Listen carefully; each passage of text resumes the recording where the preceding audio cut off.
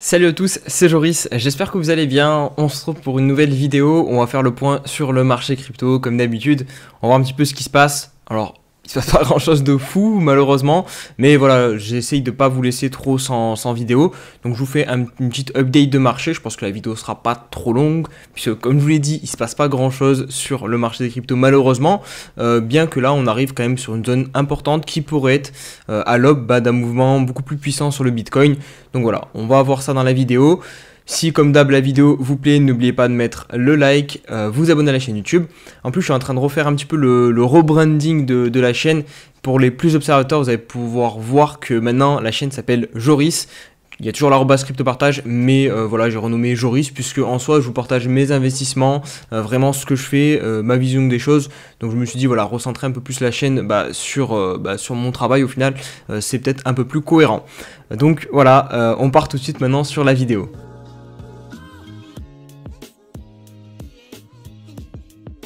Allez, on va commencer par l'analyse du Bitcoin qui, comme d'habitude, dirige le marché. Donc, c'est très important de voir où il se trouve. On commence par l'hebdomadaire, histoire de prendre, comme d'habitude, le recul. Donc, ici, on se trouve donc. Vous voyez le niveau du bas, 29 500 $. Le niveau du haut qui était pour moi les 31 000 $, c'était notre gros range qu'on tenait depuis le 19 juin 2023. On l'a cassé, je vous en avais parlé ça dans la dernière vidéo, et depuis on était juste en dessous. Alors on verra bien plus tout à l'heure quand on passera sur les plus petites unités de temps, mais ce qu'il faut du coup retenir, c'est que ce niveau-là, il est quand même très important puisqu'on le constate aussi sur l'hebdomadaire. Et on voit bien que depuis la semaine dernière, on a commencé à clôturer en dessous, donc on n'a toujours pas eu d'accélération baissière. Voilà, une accélération donc vers le bas qui nous ramènerait, vous voyez ici une petite zone en pointillé, 26 500 $ qui peut être la prochaine zone de chute, pas très loin du dernier bottom. Attention, si on casse ce bottom, en théorie on inverse la structure qui est haussière ici en hebdomadaire. Là en plus on marquerait un énorme M. Structure de retournement, donc ici ce niveau est très important, ce bottom, donc on verra si on y vient ou non, mais en tout cas là pour moi le plus probable c'est au final de venir accélérer à la baisse maintenant qu'on a clôturé en dehors du range et qu'on est maintenant baissier sur les unités de temps comme le daily ou du 4 heures, voilà, donc je vous disais 26 500 $, et si on prend Fibonacci on va viser la zone de rechargement puisque là je pense que on est en train de casser le 0,382, vous voyez, on est quand même bien en train de passer très légèrement en dessous, mais on passe en dessous pour l'instant. On a eu la réaction haussière. Rappelez-vous, là, on verra aussi en petite unité de temps, on est venu rechercher les 30 000 $. On a eu la réaction haussière, on a eu la tentative de réintégration du range, mais finalement, on l'a pas réintégré, on l'a pas fait et on s'est fait repousser. Donc c'est plutôt un pullback, donc en gros, on valide un support comme résistance. Donc ça, c'est pas du tout haussier, et maintenant, on est de retour sur les supports. Voilà, et on casse du coup probablement le 0,382. Si on le casse, c'est direction minimum zone de rechargement, donc 27 400 $ à peu près pour les 0,118 et 0,786 qui est donc pile sur le niveau dont je vous ai parlé il y a quelques instants, à 26 500 $. Donc clairement pour moi, c'est la prochaine zone à atteindre pour le Bitcoin si vraiment la cassure baissière se confirme, puisque maintenant on va basculer sur de la plus petite unité de temps, notamment le 4 heures. Hop, alors laissez-moi agrandir. Je vais reprendre un petit peu du début, mais tout ça de toute façon je vous l'avais partagé sur Twitter, j'essaie de rester un minimum actif sur Twitter, donc n'hésitez pas à venir me suivre sur Twitter. D'ailleurs là aussi je recommence un petit peu le rebranding, voilà, nouvelle photo de profil, ici voilà j'ai mis Joris, toujours l'arobase crypto partage, mais voilà, vous pouvez me dire en commentaire ce que vous en pensez, me donner des petits conseils, si jamais, voilà, c'est toujours bon d'avoir des conseils. Bref, sinon au niveau des tweets, voilà, je vous avais fait comme d'habitude le petit suivi de marché. Si on remonte assez loin, normalement on verra que j'avais pris un trade à la hausse, donc à longue. C'était, hop, ce que je le vois, voilà, je rentre en longue sur le Bitcoin, grosse réaction acheteuse ici. Donc pourquoi j'étais rentré en longue, on était ici, donc en gros ça c'est le gros range qu'on voyait sur l'hebdomadaire. Là, quelque part par là, on a dû avoir la clôture hebdomadaire malheureusement sous le range, mais ce que j'avais bien apprécié, c'était ici, on était venu en fait tout simplement nettoyer toutes les personnes qui auraient pu se positionner en longue sur ce nouveau petit range qui est tout simplement sous le grand range. Donc je me suis dit, autant on fait semblant de casser le gros range, on construit dessous, bam, on réintègre et on défonce tous les shorters. C'est pour ça que je me suis positionné en longue ici, je suis rentré ici. Mais j'ai pris mon TP pile ici, en fait quand on a sorti tout les personnes qui étaient en short au-dessus du petit range, parce qu'on arrivait grosso modo sous le gros niveau, donc maintenant qui était le support et qui maintenant malheureusement est devenu une résistance. Donc voilà, c'est pour l'explication du trade. Et comme je vous l'ai dit, ça c'est pas beau du tout. Ce qu'on aurait aimé voir avec cette réintégration, c'est de vraiment réintégrer, clôturer à l'intérieur et ensuite venir chercher le haut du range. C'est pas ce qu'on a eu, on est venu tout simplement faire l'inverse, valider ce niveau comme résistance et réintégrer le précédent range.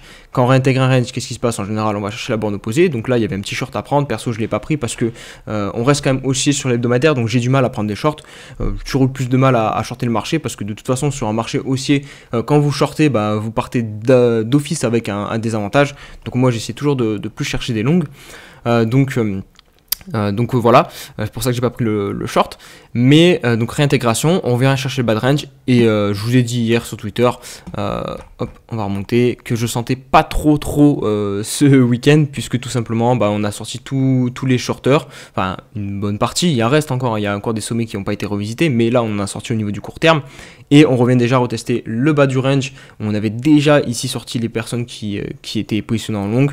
Donc perso, moi je pense qu'il y a moyen qu'on casse par le bas. Après, attention, ce que je pense, ce que, entre guillemets, j'anticipe, ce que je vois, ce que je sens un petit peu, c'est pas ce que je vais faire. Ici, c'est clairement pas l'endroit où je vais entrer en short. Ça, c'est sûr et certain, parce que le risk reward n'est pas intéressant, parce que si je rentre en short, c'est plutôt ici, quand on arrive proche et que je peux mettre mon invalidation assez proche. Là, concrètement, je la mets où mon invalidation? Quel est le dernier top qui m'invalide? Celui-ci, c'est pas fou, on est en plein milieu du range, donc non, perso, je vais pas rentrer en short ici, mais voilà, il faut bien dissocier ces deux petites choses. J'ai peur que des fois ça a un peu mal perçu quand je le tweet. Là, quand je dis que je sens clairement qu'on va casser, ça veut pas dire que je me positionne en short. Voilà, c'est deux choses différentes.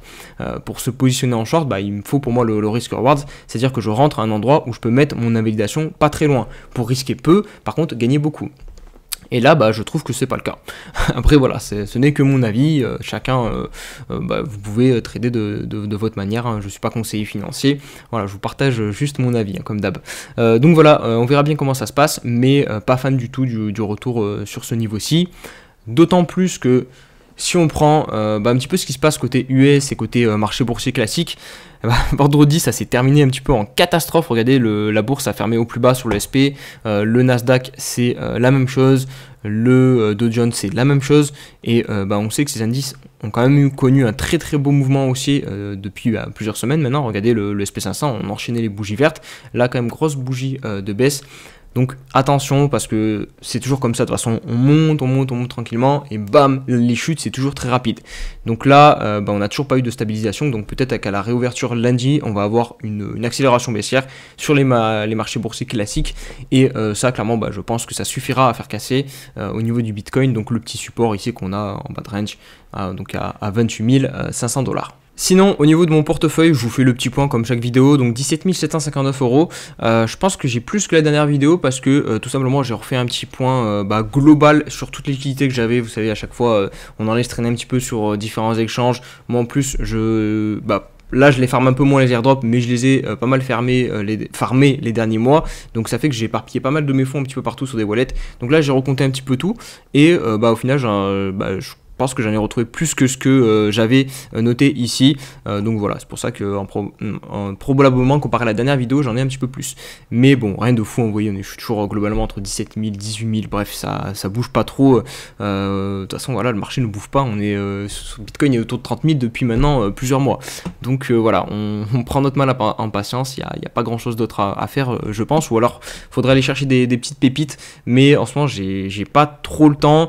Et peut-être pas aussi une surmotivation, donc pour l'instant j'attends, mais en fait j'attends surtout mes vacances là, parce qu'à côté de ça je bosse, hein, j'ai un travail en 35 heures classique, donc j'ai bientôt mes vacances. En plus il va y avoir il va y avoir Surfing Bitcoin, donc ça aussi ça va me faire vraiment plaisir de rencontrer comme d'hab des personnes intéressées par la crypto.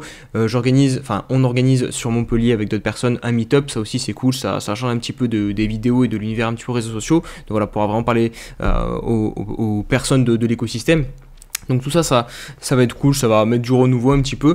Et donc voilà, j'attends que cette période passe, que l'été passe globalement, et je pense qu'en septembre je me refocaliserai bien plus sur les cryptos, sur rechercher des petites pépites, des petits altcoins pour essayer de faire de la performance, parce que comme je vous dis, actuellement c'est pas fou, j'ai une très grosse partie de mon portefeuille en BTC, 43%, 30% en stablecoin, et le reste c'est des altcoins, mais voilà, c'est des altcoins dont je suis pas fan au final, parce qu'ils surperforment pas du tout. GLD, je voulais m'en séparer, il a toujours pas pump, il sous-performe toujours globalement le marché, donc j'hésite grandement à le vendre. Je prendrai la décision à la rentrée pour voir si je l'arbitre pas avec un autre altcoin. Probablement ce que je vais faire, je vais le vendre pour un autre altcoin qui me manque plus de force, puisque voilà, je pense que en tout cas c'est ce que je pense qui peut être intéressant de faire.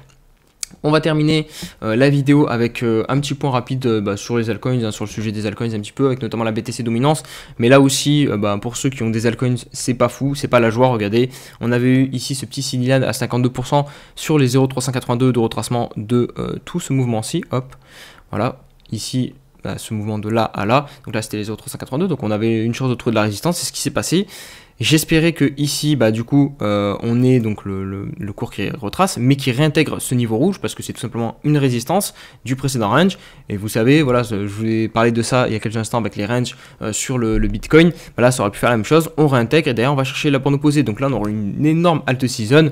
Malheureusement, on ne se dirige pas vers ce scénario. Il y a un autre scénario qui arrive aussi souvent. C'est que quand on casse une résistance, on vient ensuite la valider en tant que support. Et là, pour l'instant, alors ça reste très léger, mais c'est ce qu'il semblerait qui est en train de se produire. Vous voyez avec cette semaine de hausse là, alors on part de manière très légère comme je vous l'ai dit, mais en tout cas c'est pas le scénario où on réintègre qui est malheureusement en train de se dessiner là sous nos yeux. Voilà les amis, je pense que j'ai fait le tour de ce que j'avais à vous dire, un petit tour global du marché. Voilà, on prend un petit peu notre mal en patience, hein, je pense, actuellement. J'espère que vous vous portez tous très bien en tout cas, que vous arrivez quand même à profiter de l'été, que vous avez des vacances. Si c'est pas le cas, force à tous ceux qui travaillent vraiment. Voilà, je sais que c'est compliqué. Après, quoique, en ce moment, il fait un petit peu moins chaud. Après, c'est toujours pareil, ça dépend si vous travaillez dans les bureaux ou à l'extérieur. Mais en ce moment, en tout cas, moi, dans le sud, il fait un petit peu moins chaud. Donc, c'est un peu plus supportable et agréable pour travailler. Bref, je m'éparpille un petit peu là. Je blablate. Je vous laisse. Allez, prenez soin de vous. Allez, ciao, ciao.